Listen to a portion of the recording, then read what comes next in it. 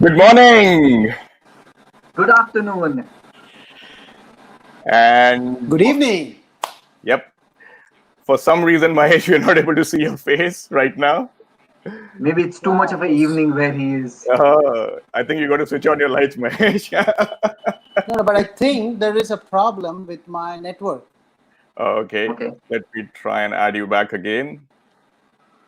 Okay, maybe Mahesh will join us shortly. So, welcome, guys. This is the first live episode of the breakfast, lunch, and dinner show, popularly also known as Cherry and Timber Talk. So, how are you doing, my Yogesh, today? How's London? Excellent. Excellent. London weather has been what it is known for. So it started out quite grey. There were periods Hmm. of sunshine, and then it's quite variable at the moment. But Hmm. as long as you see good light on my face, you know there's sunshine outside. I'm back. Yep, Amchi Mumbaikar is back. Yes, yes. For some reason, even Toronto today has English weather, so it's like Oh, nice and cloudy, and there's a bit of rain in the air and stuff. So yeah, so it's interesting. How is the monsoon in Mumbai, Mahesh? Is it it hasn't started yet. okay? Just it's threatening to rain anyway every day, but it hasn't started yet. Hmm. Interesting, interesting. Okay, guys. So, yep. So the agenda for today's show was out last week, and we are going to discuss the best fourth innings knocks in Test. And yeah, it's going to be a challenge because there are so many superb nominations, and especially from our audience, from our fans on Facebook, and on all other platforms. So it's interesting. We are going to take it from a timeline standpoint. We'll first go to the 70s and 80s era, and no better than our guy Mahesh, who has followed cricket very intensely in that era, and he'll talk about a few innings. Then we'll move on to the 90s, wherein Yogesh will take us through some masterpieces, and then I'll come to the recent ones. There are so many there in the late 2000s and early 2000s as well. So yeah, we'll discuss about that also. So yeah, Mahesh, maybe we'll start off with you. Superb. You know what? It's coincidental that I'm opening the show this evening, and my favorite fourth inning knock is by an opener. In fact, till date, he's arguably the best test opener the world has seen. He's none other than Sunil Gavaskar. He played some outstanding fourth innings and holds a unique record of being a part of all four results in a test match. He scored 102 at Port of Spain, chasing 403 runs, and spearheaded India to a famous victory. 3 years later, he scored 221 runs at the Oval and almost took India to a victory, but the match ended in a draw. India fell short by just 9 runs. In the famous tied test match in Chennai, he scored an enterprising 90 on the last day and kept India in the hunt. However, the knock I'm going to talk about is his last test innings in 1987. There were two other interesting fourth innings that I consider to talk about. Sachin's 57 at Sialkot during his debut series in Pakistan, and Lakshman's 73 at Mohali in 2010 against Australia that India won. Yes. There is no doubt that both were fantastic innings, but I'd still rate Gavaskar's innings at Bangalore as the most scintillating fourth innings knock, despite the fact that India lost the match by a narrow margin of 16 runs and Gavaskar missed his century by just 4 runs. Why do I say that it was scintillating? To begin with, it was against Pakistan. The series was on the line. The pitch was treacherous. And to top it all, Pakistan had two quality spinners, Iqbal Qasim and Tawseef Ahmed. Chasing 221 runs to win, India's hopes were squarely on the shoulders of Gavaskar. And even in his last test match, he showed the world how to play spin bowling on a minefield. There was variable bounce and unpredictable turn. No two balls pitched on the same spot behaved in the same manner. While wickets fell at the other end, Gavaskar stood like an army general, battling the situation, conditions, and the opposition like a man possessed. People talk about Steve Waug's grit, Dravid's patience, and Tendulkar's technique and footwork. But believe you me, all these qualities were amply displayed by Gavaskar in that innings. His footwork was precise. He was either forward or back, never in between. His technique was superb, playing the turning ball with soft hands thereby aborting any chance of being caught by the crowd that was around the bat. He batted for 264 deliveries as a testimony of his patience. Yes. Batting was difficult, but his grit, even in his last test match, was admirable. Yep. It was a masterclass by the little master. Gavaskar's ability to play fast bowling is legendary, but he was a great player of spin bowling. Yep. On that dust bowl, where mere survival was hard, Gavaskar cut, drew, and flicked with a great sense of assurance. Let me tell you that to score runs on that wicket, you needed special talent. Till the time Gavaskar was out in the middle, India was breathing easy. It looked like he would take India to a glorious victory. But after playing a marathon innings, Gavaskar was eighth out to a vicious delivery from Iqbal Qasim that spun and bounced, took the edge, and was caught by the slip fielder. Sadly, there was no fairy tale ending as India lost the match and the curtains were drawn on a fabulous career of the great Sunil Manohar Gavaskar. Excellent, Mahesh. And you know what? I just realized while you were speaking, there's some kind of a coincidence with that number 4. Gavaskar missed his 100 by 4 runs, and had Sir Don Bradman scored 4 runs, his He average would have been would have been 100. 100. It's like so interesting, right? Yeah. I mean, See, the good thing was that Gavaskar at that age, he was 37. I mean, he was playing his last test match. yeah, And to pull out every ounce of energy, concentration, I mean, phenomenal batsman, I think. exactly. Yep. And I think, yeah, I think like you mentioned as well, right? He has that distinction of being in those fourth All inning four results. knocks with all 4 results And possible. contributing significantly. I mean, a Exactly. double century, a Yep. century, and 290s. You couldn't have got anything better than that. Exactly. Exactly. And many people talk about Gavaskar's really solid technique as an opener, but then I think also that technique comes to the fore when it comes to the fourth innings, Hmm. and Yeah, just tells you that it isn't just fair weather technique in that sense. Yes. true. Exactly. I mean, to play, see, as an opening batsman, he's supposed to be playing fast bowling well. But as a batsman who could play spin bowling, I think he was really up there. He was one of the top players of spin bowling. Used his feet well, perfect. Absolutely. Yep. Great. So now moving ahead in the timeline, our guy in the 90s, Yogesh. 1990s, what a brilliant era of Test cricket that was, especially for Australia. Wherever they went, they won, and it was impossible almost to actually beat them because they had the strength in the batting, they had strength in bowling, and they had some astute captains. Yeah. So imagine West Indies. I'm going to talk about a middle order batsman now, a certain Brian Charles Lara, also known as Prince. Obviously you need special talent to be able to beat Australians, and did that man have that special talent? Now coming into the 1999 series, West Indies were vanquished almost 5-0 against South Africa. There were pay disputes, team was in bit of a disharmony. There was a bit of an imbalance in terms of the aging Walsh and the aging Ambrose and new talent coming in. The batting was not really solid. Hooper was sort of getting older towards the end of his career. Brian Lara was trying to be that sole shining light in that slightly brittle batting order. Hmm. So when Australia came to West Indies, people knew there was only one result possible. Mounting pressure on Brian Lara coming from that 5-0 drubbing from South Africa.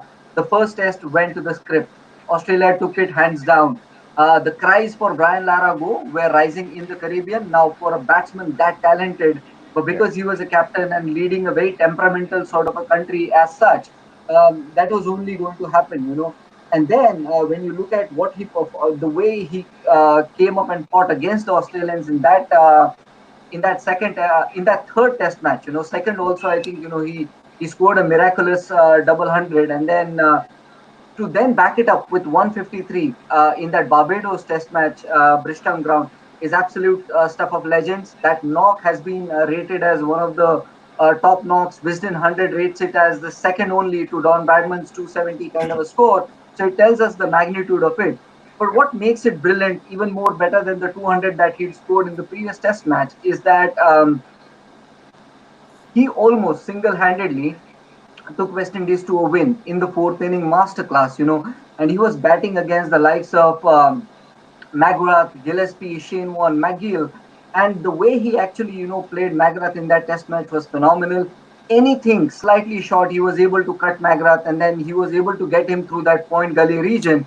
And throughout that inning, you would see as Brian Lara used to get out so often to McGrath, they used to have those point gully quite close, hoping that even a slight edge would get there. But I think in that inning he was able to keep the ball away from those point gully fielders. He also mastered Shane Warne and McGill on that breaking pitch. If you look at how they were bowling to him, you'll see a distinct pattern that the surface was great and getting broken around him. So they wanted to fully exploit that. They were able to toss it up and try and land it close to those footmarks or as deep into it, hoping that he'll go for an expansive drive. Maybe there would be an under edge and then he'd get castled or something. But Brian Lara hardly gave them any chances, and he was able to dance down the wicket, play Warney through mid wicket area. He was able to sweep him, and he was literally toying with Shane Warne and Steve Waugh together, because moment Steve Waugh would do some adjustments on the field, Brian Lara was able to hit 2 yards away from that fielder who had just moved. So he was absolutely phenomenal to watch. Now, the one bowler who was actually troubling the batsman the most on that day and who sort of got the length right was Jason Jason Gillespie. Gillespie. Yep. On at least three occasions, he was able to get past Jimmy Adams, and Yep. similarly, he got past Brian Lara on an occasion. Now, Yep. sensing that there is an opportunity to bowl that ball middle and off, get it slightly away from Brian Lara, tempting him to drive it through cover. And once he'd beaten him once, he tried the ball again. Yep. Only this time, it was only an inch short. Brian Yep. Lara's blade came down. The ball made precise contact. Ball raced away to the boundary for four through the cover region. He Yep. was so sublime on that last day pitch. The ball was bouncing. It wasn't always keeping low. So then when the ball was rising, to be able to get on top of that ball, when the ball was spinning, to be able to hit it along with the turn, Yep. Brian Lara that day showed full colors of batsmanship. If you see, Absolutely. Peacock is king of birds for the splendor, and when it opens its feathers that day, that knock was Brian Lara showcasing his full flair, full potential, full repertoire. And then Yep. he was also able to kind of, bat with Ambrose and Walsh, one of the most comedic period of cricket you'd ever see. To Yeah. watch it, if Yeah. you want to see what drama is, maybe, that innings. So I rate that quite high because of the splendor of Lara's batting, but also the temperament, the way he fought back, and the trivia stuff, guys. For the first time ever in almost 10 years of Shane Warne's bowling, he got dropped after that Test match Yep. because West Indies were just so Huge dominant against him. controversy. Yep. Yep. And guess what? So Superb. there you go. Fantastic. For me, the highlight was him batting with Courtney Walsh, in the Yeah, last few moments.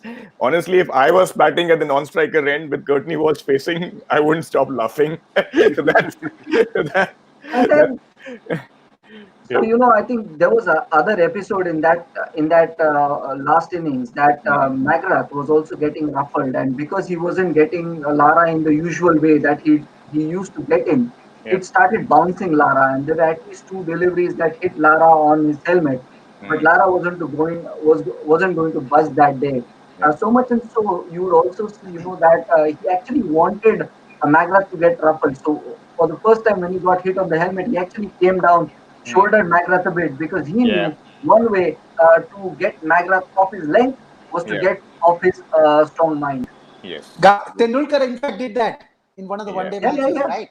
yeah, yeah, Same yeah. thing. So I think ICC Champions Trophy Correct. 2000. Yep. That He was the just got first under the time. skin of McGrath. Yeah, Exactly. he Yep. started sledging. I Yep. mean, Yep. so there McGrath was. was taken aback. Yep. I mean, McGrath was as technically perfect as a bowler could get. He had Yep. again, he had a massive repertoire of skills. Yep. But on days, the only way to dominate him was to Yep. get under his skin a bit. And I think Yes. people like Lara and Tendulkar were able to do it on their day. Obviously, lesser batsmen better not try that against him. Correct. You need to be a genius to take him on. Yep, yep, yep. Absolutely, you put it out really well. And I think Yogesh, in that same year, it was a kind of a coincidence. We had Yeah, two exceptional innings again in 1999. Obviously, one is something which our fan Shantanu has already spoken about in a video. Tendulkar versus Pakistan in Chennai, the famous Chennai Test of '99, the 136. I mean, heartbreaking Yeah, loss, heartbreaking moment. what an innings, man! That was something yeah, exceptional, right? I mean, when Sakleen bowled that ball, and when it went in the air, during those dying moments, When Wasim Akram was under it, I was like, oh my god, please drop it, don't catch it. That was my reaction as a kid. But yeah, but now when I see that innings again, there was something spectacular about it. In terms of how he molded his game to the situation, right? A Tendulkar in that era would have taken Oh, on yeah. any attack, and But dominated. that was his golden period, right? Between Exactly. 98 and 2001 is when Yep. Tendulkar actually was Yep. at his prime. I mean, Exactly. the Desert Storm came in that time. He Yes. actually single-handedly dominated Shane Warne. So Absolutely. yeah, that was a patch in which he was Yep. almost unbeatable. And and like you were saying, Venu, that same year we were also treated with a masterclass by Langer and Gilchrist down under, Gilchrist. and Yep. Yep. they almost learned their lesson from you. Would you say, from Brian Laran, how you go about never believing you can lose, and then from that kind of a 5 down situation, you Yes. take Yeah, your side back and say, you know what, Yep. irrespective of what the attack is, what the conditions are, if Yep. you got the right technique and if you Yep. got the will, you can win even Yep. in a fourth innings, fifth day kind of And attack. Gilchrist's debut series as well. So that was phenomenal, right? Yeah, yeah, yeah. That was his first and test series. Pakistan's bowling attack was quite Yep. potent. They had Exactly. Waqar, Wasim, and Shoaib firing. Altogether, Saklin Yeah, Mustaq add to Sakleen it. was there. Yeah, Yep. Yep. Exactly.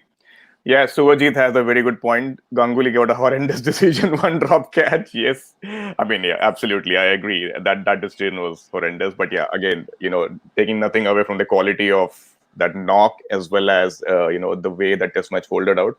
I think the highlight for me in that Test match was the way the Chennai crowd appreciated Pakistan after Oh yeah. winning. That standing ovation was the true highlight of sport for me. So yeah, I mean, that was classic, right? Venu, what are you going to talk about? Okay, so I have a lot to talk about. Honestly, there are so many brilliant innings. If I start from the most recent ones, we have already spoken about that in a full-fledged show, which is Kusal Pereira as well as Ben Yeah. Stokes. So I don't want to touch on that again because it's like it's a no-brainer. Those are the two best knocks that I have seen in recent times for sure. Um I think the one which really comes to my mind, I think you guys have spoken about, Mahesh spoke about, a heartbreaking loss with Gavaskar. Yogesh spoke about a scintillating win with Lara. I spoke about a hard-fought draw since we are talking about Test cricket. Very good. That's a good So combination. yeah, so I mean, with no disrespect to the other innings that happened in this era, but the 2012 Test in Adelaide, Australia versus South Africa, Faf du Plessis. Oh That was yeah. also rated recently, apparently by Cricket Australia, I believe, for the best fourth innings knock played by, an overseas player. Yeah, so I think that knock defines Test cricket for me, if you ask me, because Mm. it's like being in a situation where there's only one way out. He came in at 40 odd for 4 wickets, and they were chasing 430 last day, and Australia once again with Nathan Lyon firing on all cylinders. Adelaide track, typical 5 day pitch wherein turn, bounce, everything, right? Everything. Most difficult part to contend was from the other end as well when there was reverse swing happening with Peter Siddle and the other Yeah. guys, bringing the ball in late, and so there was too many things happening, on that day. So it was really difficult and trying conditions. But the other thing which was a highlight of this knock or this partnership was with AB de Villiers. The guy who can tear down any attack in the world in the modern day. He had a stonewall approach and he scored 33 of 220 balls. Can you The imagine? other side of the other side of AB de Yeah, Villiers. so I mean that was like it's like he was possessed by somebody else in his body. It wasn't AB de Villiers, right? So that was one. The highlight of this knock was this was Faf du Plessis' debut match, right? Mm. Yeah. And he scored a 78 in the first innings as well. So that was his unique distinction: a 50 in the first innings and 100 in this last innings. And what 100 it was, 110 of 376 deliveries. So can you imagine the amount of concentration, the amount of focus that was needed to kind of be in that zone? The highlight was also that there were two occasions wherein he was given out LBW. He was given out like before, and he overturned those decisions by using a DRS, right? Mm. So it's like it was amazing, man. And when I look at the highlights package again, generally in a highlights package you'll see boundaries, you'll see key Yeah. milestones. But in this highlights package, you'll see dot balls, you'll see defense, you'll see padding up, you'll see leaving the ball. So I was like, wow, man, this is like something else, right? So Test cricket at its best. I think he faced 376 deliveries out of the 90 overs bowled on the last day. So about from more than 50 62 overs. exactly, right? So Amazing. What a 50% stat. balls. So that was phenomenal, man. So that innings defined Faf du Plessis, and his career just took off from there. And I think the way the Aussies also fought in that game, Peter Siddle and all those guys, they were just giving it all. That you could see it from the way they were approaching the last hour. And they were 8 wickets down, remember, guys. So even in the last over, there was a fair chance of Australia winning that game. So that was a phenomenal knock for me. Okay, I won't talk much because we have a very special guest who's waiting, and I would want to add him in the show. So let's do that. Hi, Shantanu. Hi, Venu. Hi, everyone. How are you doing, man? Hi. All good, all good. So, I mean, hats off to you for that special video dedication to Sachin's 136. We were all, taken, down memory lane. And you know what? Once you sent me that nomination, I went back to YouTube and watched that innings again. I was like, let me feel sad today for a while. I've been happy of it. So, Yeah, I always have that dilemma because I really watched that innings just for the sheer quality. And as I said in the video, it's my favorite knock of all time. absolutely. But then, as I near the end of that video, my heart starts sinking a little because I know what's going to happen. Yes, You and don't want it to happen, but as you can see on screen, Sachin's match-winning knock 100 at Chennai. So I'm sure you are going to talk about that today. So let's go on. Absolutely. Now, that's another very, very special knock.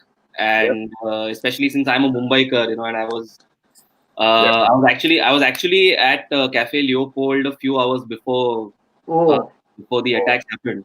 And Okay. then I went back home. Mhm. And then I started watching the terror on TV. So I'm sure as every Indian was so shook by that terrible attack that took place.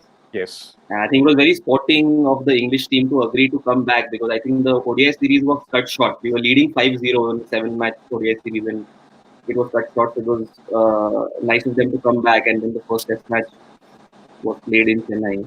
Yep. And I think it was incredibly special because right after the Mumbai attack and chasing 387, Yep.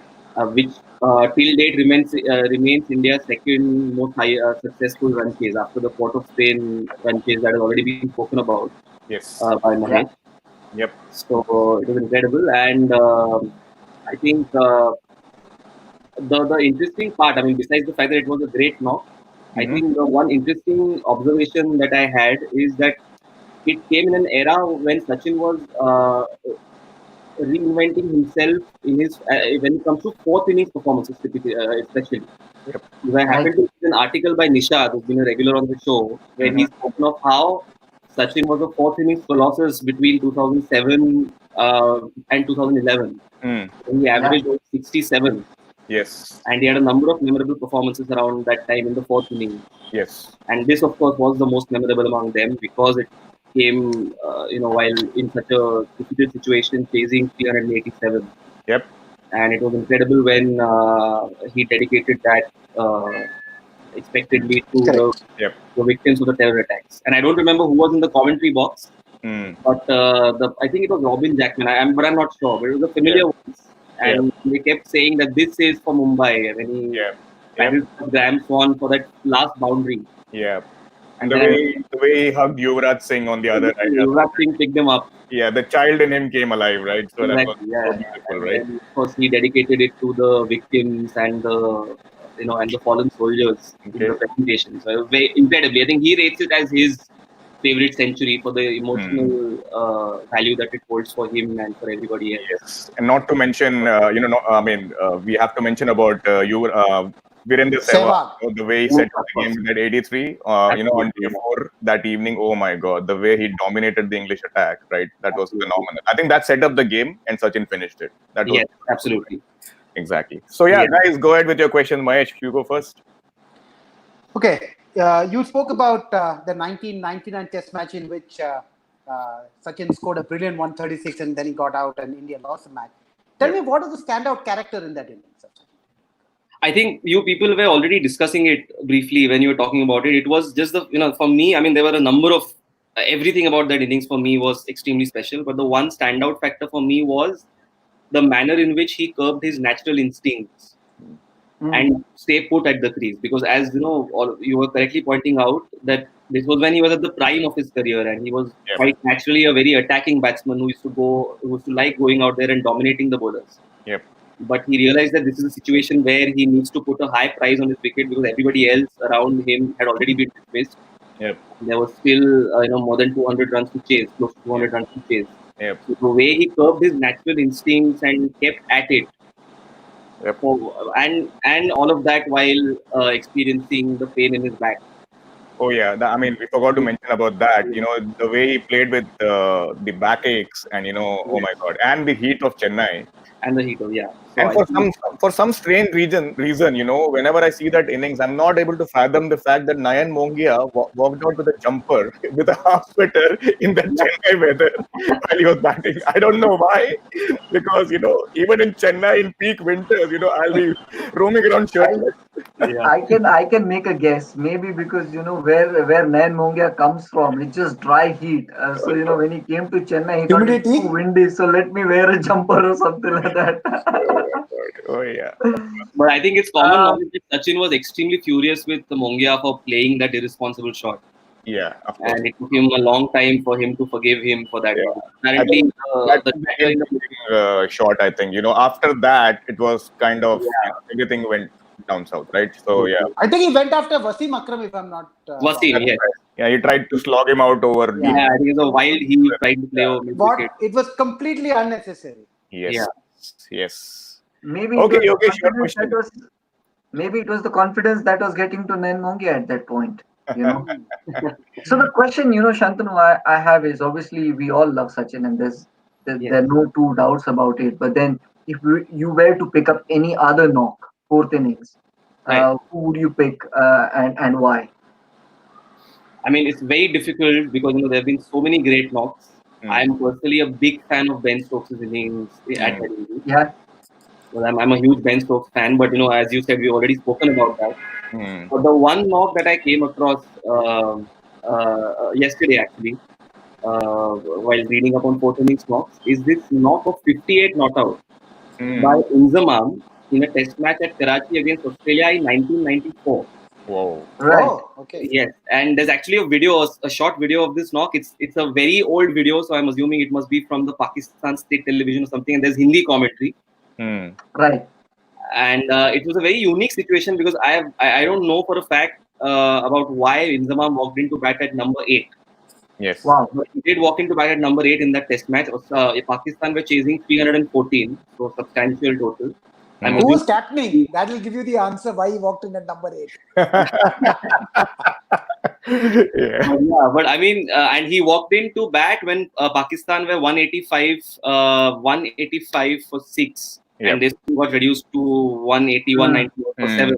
And then he went on to actually play with the tail. And very interestingly, the way the match ended was that Pakistan needed 3 runs to win, and they had only 1 wicket in hand. And Glenn McGrath and Tim May, who were Australia's main pacers in that match, had been injured. So there was a lot of reliance on Shane Warne in that innings. And Shane Warne was actually able to beat Inzamam to a leg spin. So, and Ian Healy missed the stumping chance, and he also missed the ball, and that ball went for a boundary. So that's how the test match ended. If he had held his nerves and been able to stump Inzamam, it would have been a brilliant knock, but in a losing cause. Yes. So I think as on the topic of Inzamam, you got another insight from Suvajit, who says 138 not out. Yes. Yeah, I remember he was batting with the last guy, and it was a very, very close encounter. Yep. Aditya Tripathi, yes, Faf Duplessis. I just spoke about him 5 minutes back. I'm sorry you missed the bus. So somebody spoke of Brian Lara as well. Brian Lara, yeah, we spoke about it. So next time, guys, make sure you tune in at 6:30 p.m. IST so that you don't miss out those insights. But yeah, thank you for your contributions, guys. And yeah, so without wasting further time, thank you, Shantanu, again for joining us. And in 15 minutes' time, we'll have a small drinks break, tea break, you call it whatever. And we'll be back with Nishad with Trickwit episode 2. And this time, unfortunately, we have been kicked out of the show, and we are getting 3 guys from the audience who participated in the audience questions last week and are going to play with Nishad today. So, guys, make sure that you tune in another 15 minutes time. And yep, we'll be back. Thank you once again for joining today for Cherry and Timber Talk. And we'll see you once again next week. We'll announce the topic on social media. And yeah, it's going to be an interesting one once again. Thank you once again. Bye bye. Bye Thank bye. you. Thanks. Bye. Thanks for the opportunity.